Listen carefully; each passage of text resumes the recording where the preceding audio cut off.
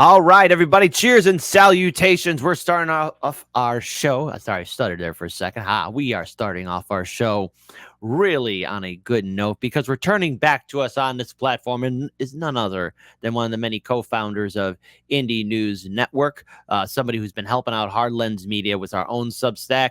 Give it up. You know him. You love him. He's a good friend to Jesse Jett as well. Andy Left. Welcome. You are in the house. What is going on, my brother? How are you? Who are these people? Oh, dude, I'm so happy to be back. I'm so happy to be back. Hey, wait a minute. It was just in a. Wait a minute. Wait a minute, dude. If you're gonna be doing that, we gotta do this right. Who are these people? Love it. Love it.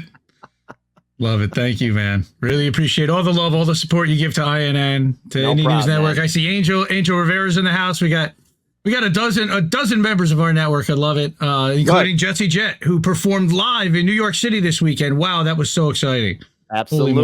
Absolutely, man. And listen, I think we're going to be definitely talking about that because from what I have heard and you have confirmed, a lot of people were talking about Jesse Jett, and even Jesse Jett gave us a shout out, but also people were saying that they haven't even heard of Jesse Jett. We're not for Hard Lens Media. And I have plenty of time to blow up my ego, which will be great. But I brought you on here because last week, you and some crew members at INN as well raised the alarm about an issue happening with Stripe.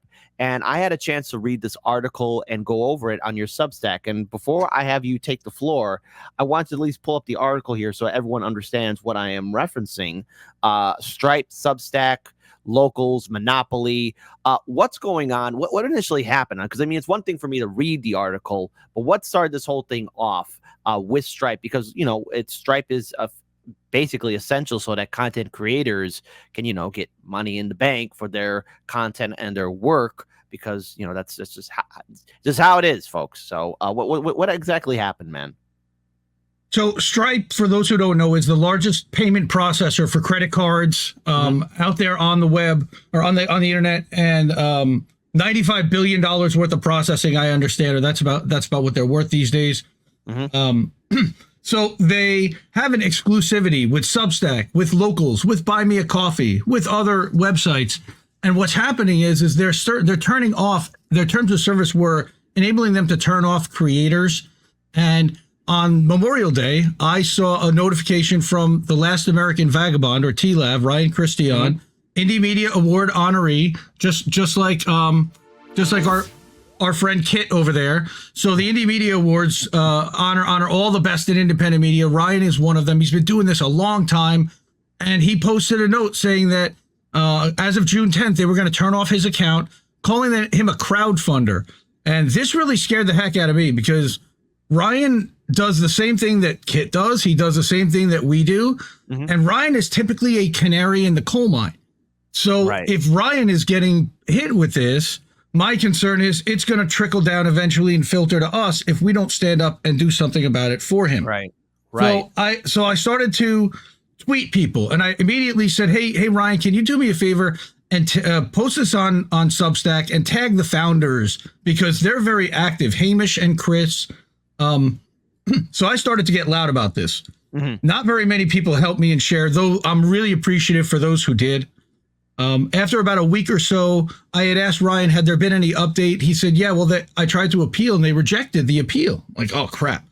So this is really happening. They're terminating his account as of June 10th, which means that he would no longer be able to monetize on Substack, locals, or Buy Me a Coffee, and not even on his own website. So like, this is a primary driver of how independent media gets funded, is through users funding, paying through a payment processor like Stripe, for which they get a fee. All right.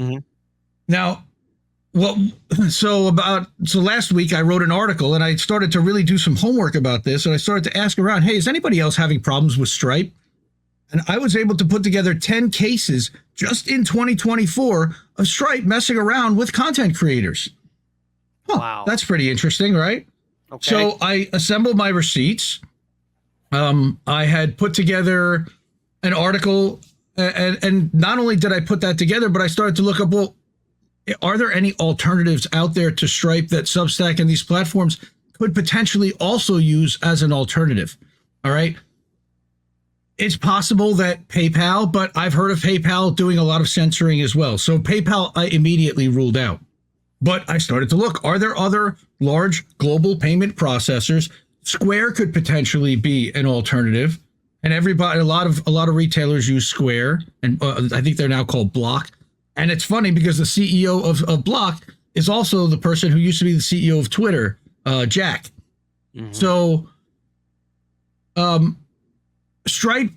So what happened was on Sunday, we got really excited because I've been messaging with Ryan. Hey, any update? He messaged me. He said, I really think that your article had something to do with this, but it appears that I got an email saying that they've reversed their decision and we are now able to go forward and continue to monetize. And he said, watch my show on Sunday. So I did. I watched it, and he gave us a very nice shout out and said that he thought the article really made a difference. That was really nice. But the biggest thing to me was that he said they changed their terms of service with regard and more clearly defined what a content creator was. Mm-hmm. Wow. So real quick here, because I noticed you have like a video here from when you were live streaming about it, and it's from your Substack article. While you weren't paying attention, Stripe is trying to censor creators by removing their ability to earn based on unfounded, unexplained nonsense. Hey, something that we know all too well. Watch this short clip to learn more from The Last American Vagabond. How did we miss that? So this is from INN. So I just want to play a few short minutes of it, if that's okay with you, Indy. So let's go ahead and hear it out. These people. Who are these people? P-Lav. Indie Media Award honoree, The Last American Vagabond, is getting fucked with by Stripe right now. He got a letter about a week ago saying that Stripe will be closing out his account on June 10th. And what he received was that we're writing to let you know that your business is in violation of our Stripe services agreement. Specifically, you're accepting payments for crowdfunding as mentioned in our restricted businesses list. What? He's not a crowdfunder. All right. Here are the restricted businesses list. Now, also what's funny is they're also not permitting psychic services in Japan and Mexico. He's not doing that. He's not updating prohibitions in India. He's not based in India. All right. But they have given no explanation. So here's the thing. I want to pause right here for a second.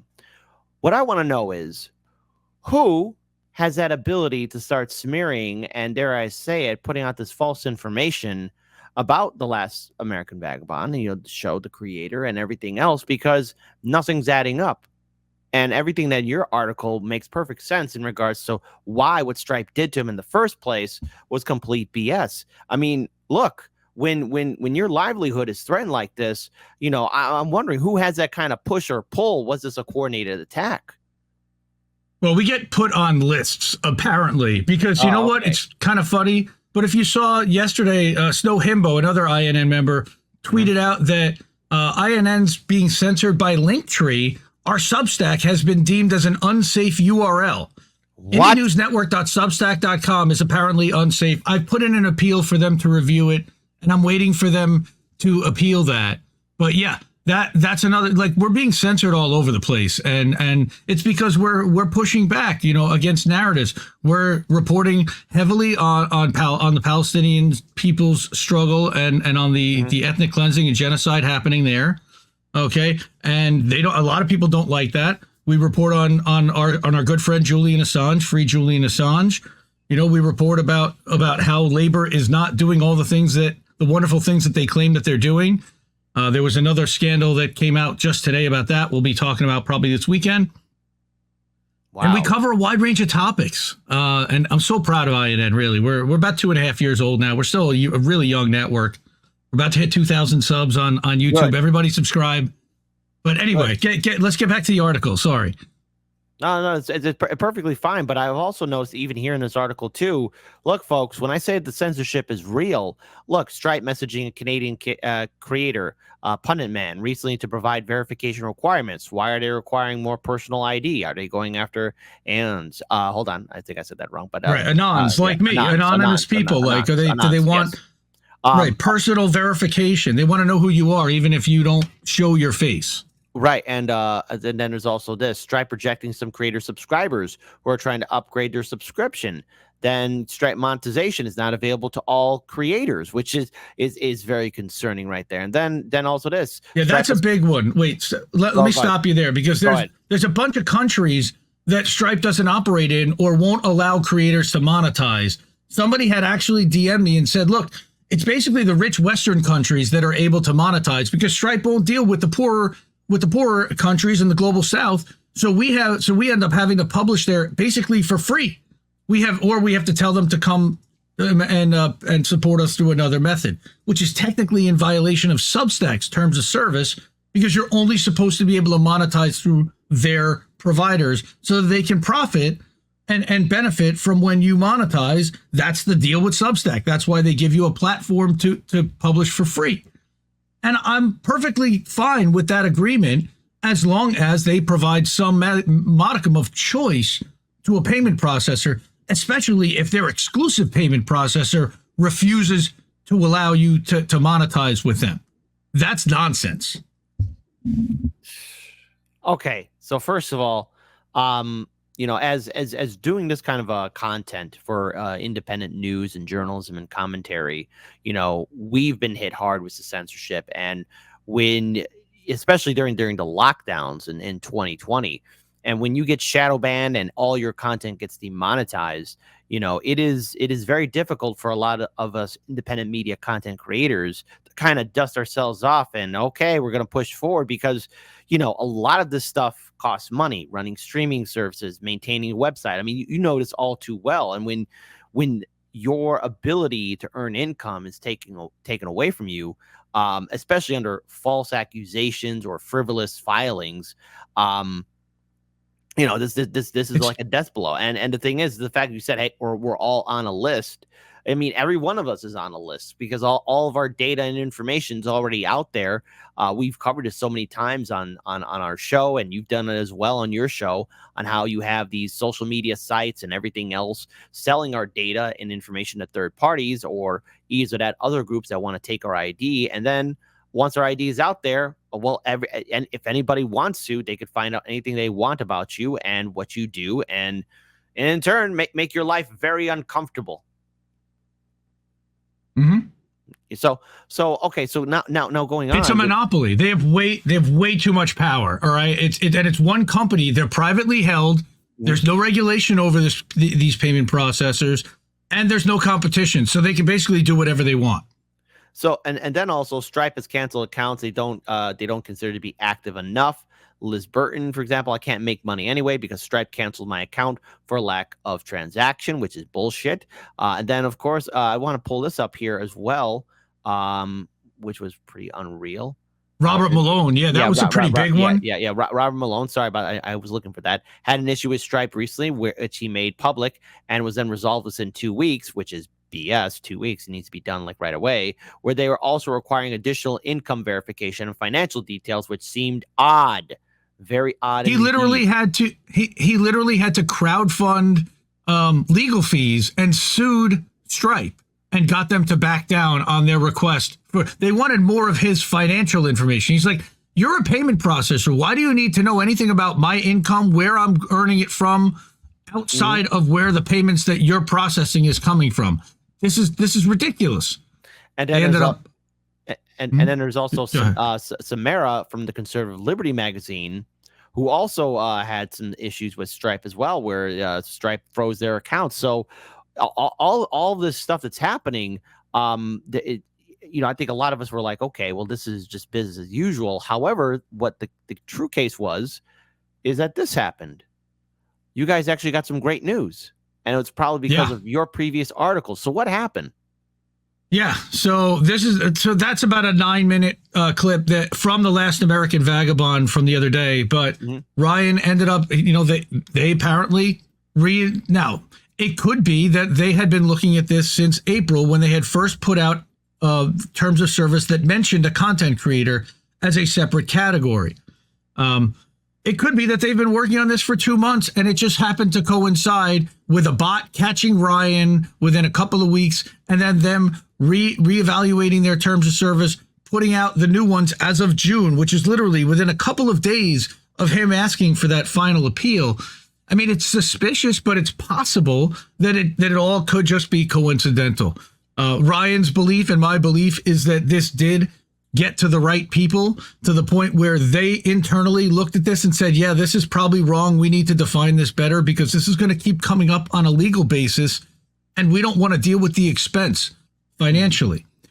So that was the good thing. The other thing down at the bottom of that article is that I provided several alternative payment processors, including Block/Stripe. Block/Square. But beyond that, this one, Global Payments. All right. Now, a bunch of creators, I don't know much about them, but a bunch of creators came to me and said that, not only can we not transact in our own currency, or will Stripe not process our currency, but we'd also like to have the opportunity to have people donate crypto. Stripe does not allow for that. Global Payments appears to be the only payment processor I've seen that handles both crypto as well as fiat currency. And that, to me, is an interesting play. Global Payments seems to be a perfect lineup with what Substack's needs are, whereas Stripe offers a lot more retail stuff that I think adds bloat to their cost and to what they do, and takes focus away from what their company does in not focusing on the product that services creators and services what Substack provides. So my thought would be to at least let's look at Global Payments, or why don't we reverse the process and have payment processors come to Substack or come to these different platforms and bid on it and say, okay, here's what you guys have. Here's what we can provide. Here's what our rates are. Here's what we're going to do for your subscriber base. And now, listen, this is all done through an API. So the programmers can basically pull from different databases at different companies and work with different processors at different companies and still provide the same experience for the user and for the creator, which is really important for them to be able to do that. Go ahead. I didn't mean to cut you off. Look, Substack isn't going to do this, or these platforms, unless there is some kind of profit motive. And you have to understand why, what drives them. So it's okay. How do I reverse engineer getting into their heads to do what we want, which is to diversify and to add choice? Well, let's make it a profit thing. First of all, it's a danger to your business. God forbid Stripe decide they go out of business, they have a scandal, and they have a problem with a credit card breach or something like that. They decide to raise their rates all of a sudden on Substack, or they en masse decide that the people on Substack are persona non grata and start cutting us off. That any one of those things can absolutely happen, and there's nothing written that says that it can't. So how do you protect against that? Number one, that's just playing defense. But on top of that, think of the profit motive of opening up the rest of the world by adding a new payment processor that handles crypto and that handles currencies and countries that are not being offered by Stripe today. Right. Well, the thing is, what we can definitely look at is that there is a attempt, and maybe it's not Stripe that's part of it, but there is an attempt by big tech, by politicians, by those in positions of power to silence alternative voices. I mean, we've seen the censorship on X, we've seen the censorship on YouTube and all the other social media platforms, and anyone that is gaining momentum or has a voice or a good social media following, well, they're real quick. The establishment's real quick to turn off the valve, make sure there's no more people being made aware of people speaking truth to power. I know that Indie News, your entire crew, you guys have been hit extremely hard. And when there's alternatives, like at one point, Stripe, for example, people are, again, able to earn in some kind of income, some kind of money so that they can continue on with this livelihood. Because look, I love doing this show and I love doing the content here, but I've gone through this entire time, especially through 2020. So the last 4 years, 5 years, give or take, of us constantly being censored, of us constantly being shadow banned or having content getting taken down. And, that also hurts the person who is, putting all their time, effort, and energy into making this stuff, because you have to spend time doing research, you have to do all the editing, and if you have a team of people, you got to make sure that they're taken care of, and if you have any kind of social media platform, you got to make sure you're active on all these social media platforms, and it is overwhelming. And then add that with the gut check of losing income. People wonder why some channels are dead or fall off, or either that they're still around, but they're not uploading as consistently as they once did. And how many people have we've known for a very long time that have had really successful channels and then disappear because of they covered a controversial topic, or either that their PayPal, their Patreon, and now I guess apparently even Stripe can be taken away from them. Yeah. We've seen it all too often in the last 4 or 5 years. And it's been scary. So again, this didn't happen to me. But I saw that this could happen to me. And this is what I thought we all should be doing and we're doing with each other and for each other, is we're standing up for each other, because we know that it could be us the next day. And we want to make sure that there are people there standing there for us and with us, even when they don't ask for specifically our help. Now, he put out a call for help, but there weren't very many people who apparently answered the call. But I was happy to, and I saw how important this could be. But the fact that we could even potentially have any impact on what an entire payment processor did, I thought was pretty cool. I appreciate being able to help out and keep Ryan able to monetize and doing this, because what he does is very important. He also does a 5-day-a-week show like you do, and runs a network, and he publishes articles. And The Last American Vagabond has been around. Whitney Webb publishes there. There aren't very many places where Whitney Webb will publish her stuff, but that's one of them, and that speaks a lot to me. Derek Brose, Robert Inkalesh, they have an entire crew of outstanding journalists and content creators over there. So I'm a big fan, and I don't want to see them go away. No, I don't want to see anybody go away. I'm against the censorship, and I'm against the cancel culture, and I'm against all the stuff that we are seeing. And yet, I keep on saying to people that it's going to get worse. It's just going to get worse if we don't start speaking out. So, if anything, especially with the news, the Last American Vagabond is able, to get back on their feet as they should. What are some of the takeaways that we could learn from this article, but also about how Stripe was handled by people being vocal about what happened to the Last American Vagabond? Because, I mean, the thing is this the last time, or are we getting ready for the next shoe to fall? Well, I think that it's probably the latter, unfortunately. Oh, geez. Until they diversify, it's going to happen to us again. Now, Patreon and PayPal, by the way, have already kicked TLAV off their platforms. So he's down to a few places that will even monetize him to begin with. He's on Rockfin also, by the way. Shout out to the Rockfin audience. I love you over there. Yep. We're also on Rockfin, rockfin.com/INN. We're over there on INN. I also have a channel for IND Left News. It's been, again, kind of, how do you maintain all these channels and put up fresh content to all these channels that it's unique and different, and getting people to subscribe and want to be to all of them? It's really hard. So, you've seen we've put a lot more into just focusing on the INN platform.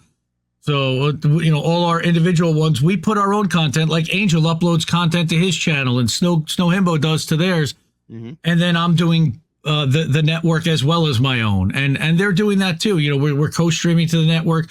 They're publishing to the INN Substack as well. That's another thing.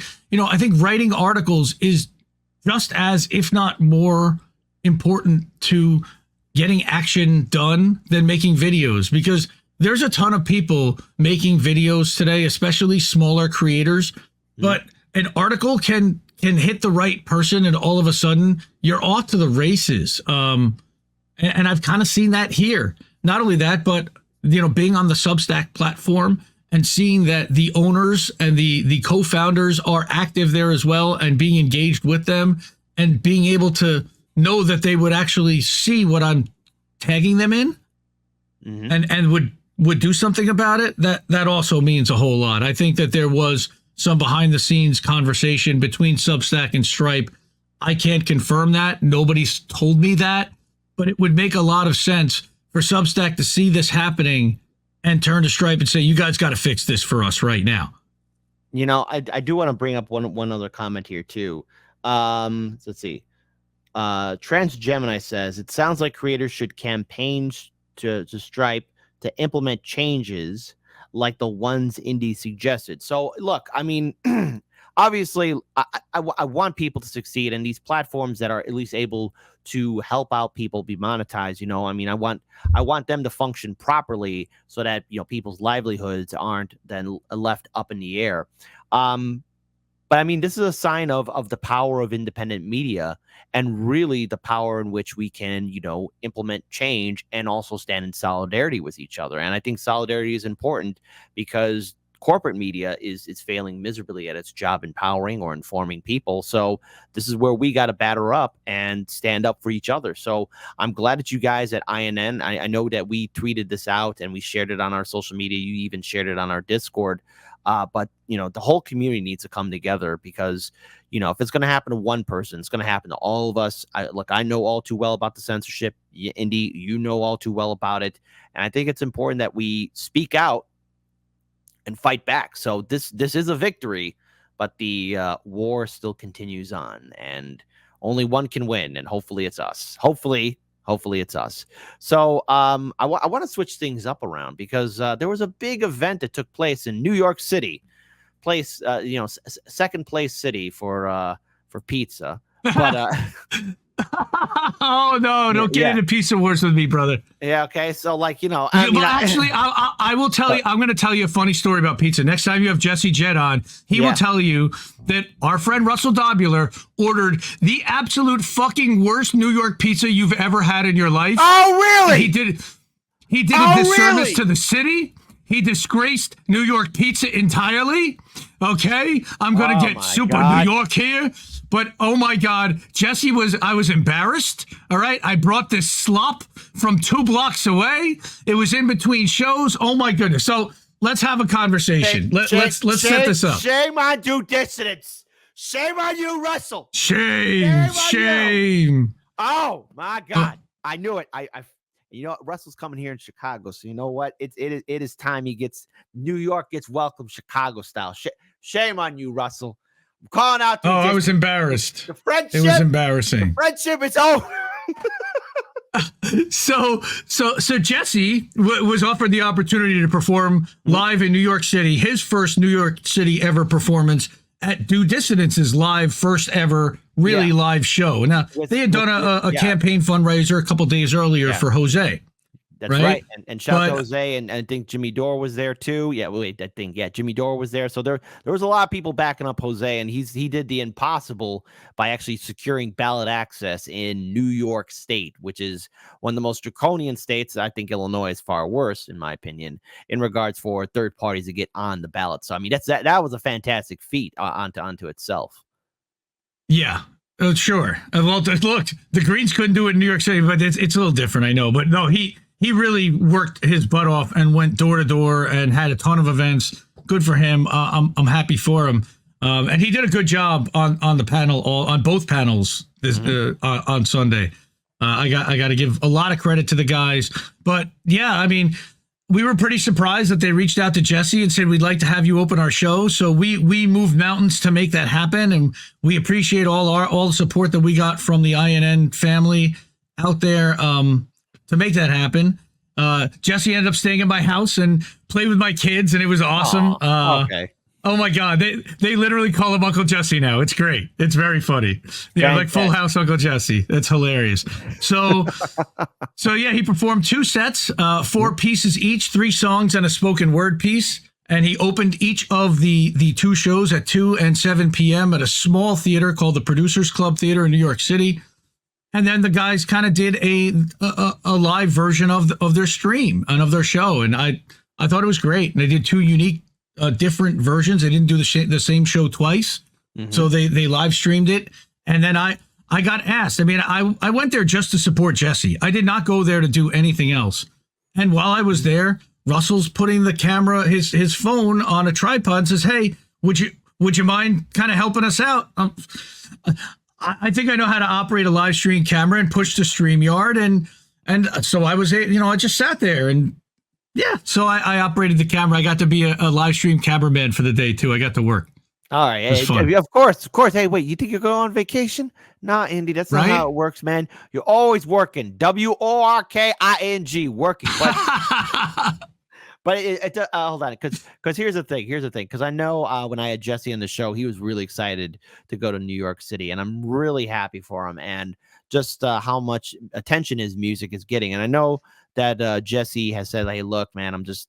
He's after speaking with Jesse, not only online but even behind the scenes, he's a very humble guy. And look, I think definitely his what he's working on, there should be more attention to him, and hopefully he's able to build more and play in larger venues. But this was a big event for him. But what I was surprised by was that Hard Lens Media was brought up. Not our pizza, but multiple times. The name of our show, and just for an ego boost, because I'm allowed to have my Zenkai boost, my ego boost right here. Apparently, people were saying, "Hey, Jesse, wouldn't have known about you. We're not for hard." So how did that happen? That's right. Hardlands Media took over the Due Dissidence thing. So after each show, the guys went into there was a bar inside the theater so that they could kind of hang out with the audience afterwards. And several people came up to Jesse and said, I started listening to your music through Hardlens. I never would have found out. I never would have known you existed if it weren't for Kit and Hardlens, and love those guys. And then, we're watching INN and there's Big Mad Crab. And he's like, I was just watching Snow Himbo last night. And I'm just like, oh my God, this is so great. Like, that's my fam. Like, and he said, oh, I recognize your voice. And yes, I did show my face. And so if anyone was there, I met some of the people that were out there. Janice Countess, for one, is a mega Jesse fan and supporter. I didn't wear a mask. I didn't wear a balaclava. I actually did show my face. And maybe someday, but not today. Exactly. Yeah, someday, but not today. But I'm happy for the attention that Indie News is getting. I mean, you guys got now 2,000 subscribers on your channel, as you should. I want to see those numbers get higher. I want to see everybody succeed. And I just wanted to say this for Indie News. When we've covered some of your in the field reporting, most notably that event where people were protesting Rabbi Shmuley and RFK Jr. And then when you guys were also there when who was it? It was for Cornel West. Who was Chris Hedges was saying that Cornel West was going to leave the People's Party, go for the Greens. Who was there to cover it? One of your members from INN. You guys were able to cover that video. I mean, there's a lot of stuff that you guys have done. And I can't thank Indie News Network, your entire team, all of your team members, for the great work that you're doing and the consistent content you guys are uploading. So when I say that, people like at INN are the dauntless few, I do mean it. And articles like yourself, like this article here, that you wrote on, not one but both, were significant enough for Stripe to, dare I say it, make that reverse change in its policy so the Last American Vagabond can be monetized and up and running again. So if people want to go to follow you guys and support you on social media, where can they go, man? Yeah, we have a link tree, indienews.network, INDIE news.network. I've actually got up on there the current schedule for this week. So we've got different shows happening every day of the week. With different people, different crew members. Every Friday night at 10:30, I try to run a clip show for Jesse Jett, a live clip show, so that you just get some songs or some spoken word. It's kind of themed. Angel in the afternoon at 7. You see Angel in the chat right now. And then on Saturday night, he and Miss Witchy Perfect do a wrestling show on INN as well as on her channel live at 8 o'clock Eastern. That's Pro Wrestling Talk. Snow Himbo, who's in the chat's doing some gaming at 11 o'clock. So that's the game streams. Himbo and the Big Mad Crab are doing Politically Homeless. And, of course, tonight at 9 o'clock and every Wednesday night at 9 for 110 episodes now, plus, is INN News with Reef and Colin, my brother. And then on Friday, I'm actually going to be a guest for the first time ever with Tara Reid. So that's going to be a lot of fun. We've been producing and working with Tara Reid for the last 2.5 years, her podcast on INN, as well as supporting her channel. And love Tara and can't wait to sit down and have a conversation with her about all the things happening.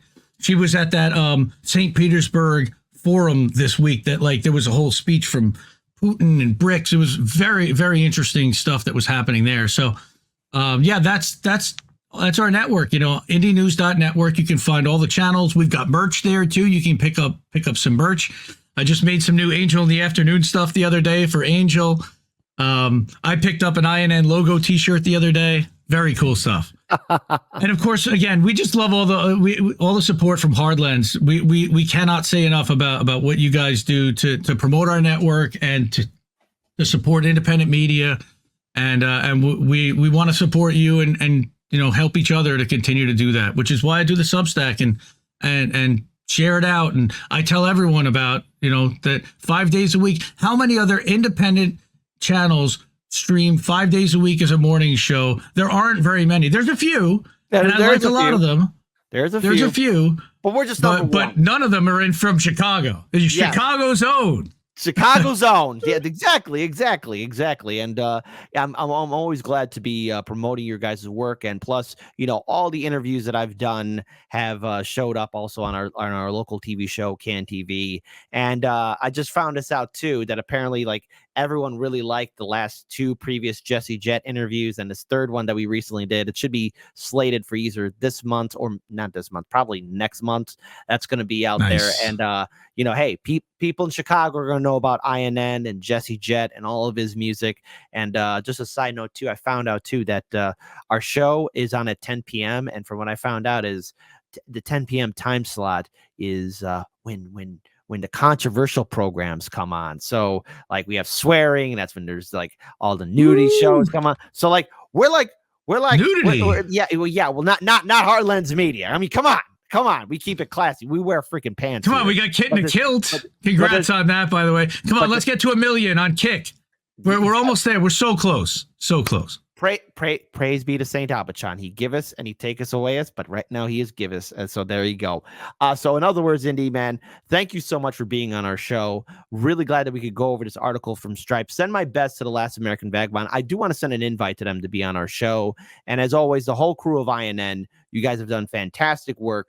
You are one of the dauntless few. You have a dedicated team. And just so that everyone sees this again, look at this content from so many individual content creators building up Indie News Network. I mean, I've know Angel. I know Tara. I've seen Big Mad Crab. I know the crew at INN. It was Reef and Colin, Angel. Everybody's doing great work. So, folks, if you're not supporting Indie News Network, please do so, because they have done great work and they have been wrongly censored, and hopefully that gets reversed as well. So, nonetheless, Indy, thank you so much for being on our show. We got the rest of our main show coming up. Indy, try not to rage scream too much at the camera, because the next segment has to deal with our friend AOC. Love y'all. Peace. And shame on you, Russell. Chicago style pizza's #1. How could you? I'm embarrassed. Humiliated New York.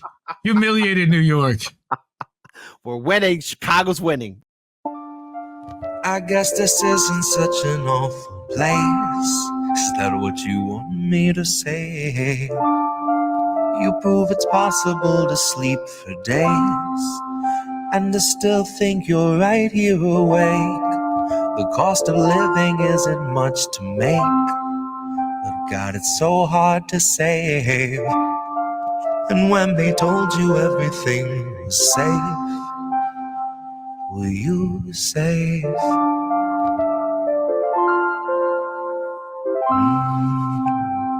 Were you safe?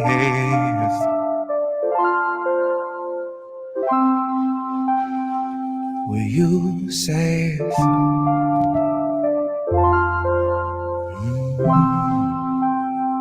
Were you safe?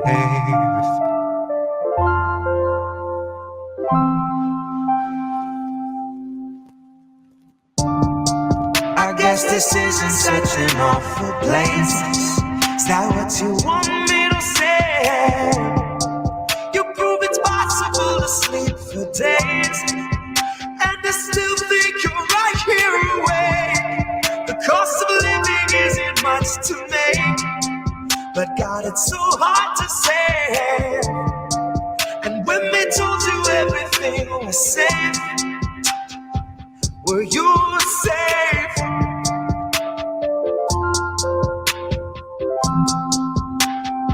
Were you safe? save?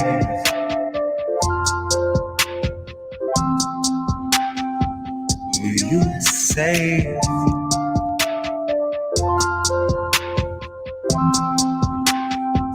Will you save? Fresh off the masses, the brand new cancerous growth, who has come here to vie for your vote. Come here to cry at the camps and to mourn at the shore for the bodies that float by the wreck of an immigrant boat. Then it's back to their luxury home, couple security booths and a moat. Couple cigars, little escargot, little booze and a soak. Just breathe in the steam and the smoke. Pink salt, lavender, candles are low. Shit, when you do what you do, gotta lighten the load. And he got a life of his own that's a sight to behold. And it's a lot to control, to decipher the code or to siphon the soul. The cost of a good night's sleep for the working elite is a bargain, no matter the toll.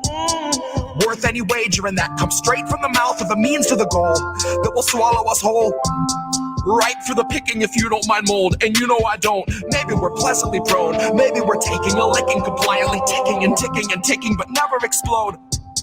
No, I don't deliver the prettiest image, but damn if it isn't an accurate vision of natural fission, of rage at the system and abject heartbreak, patiently waiting for any who will listen. That little blue bird who was watching your words is a federal carrier pigeon, a Langley first. It's a patient observer who hears what it wants and is trained for the worst. Oh, you got nothing to hide.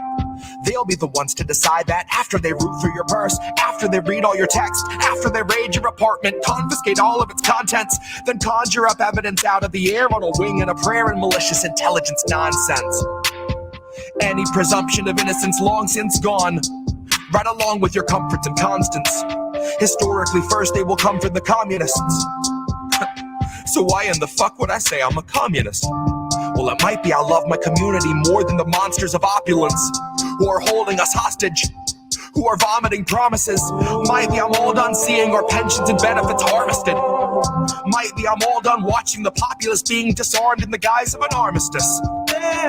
Watching a woman collapse on the floor who will rise no more. She's wheeled out the door and you're next in line for the pharmacist. If you can get me to vote, it's a hard no confidence. But part of the charm of deception is politics wearing the mask of incompetence. It's all in the art of austerity, darling. It's all in the slide of the providence. Until home is as wide as your cubicle height and is only as deep as your coffin is. Maybe I'm miles away from impatience, aching to break off the head of the snake where the capital lust, reptile brain, and the margin of profit is. Like off with his. Like off with his. I guess this isn't such an awful place. Is that what you want me to say? You prove it's possible to sleep for days and to still think you're right here awake. The cost of living isn't much to make, but God, it's so hard to save. And when they told you everything was safe, will you save?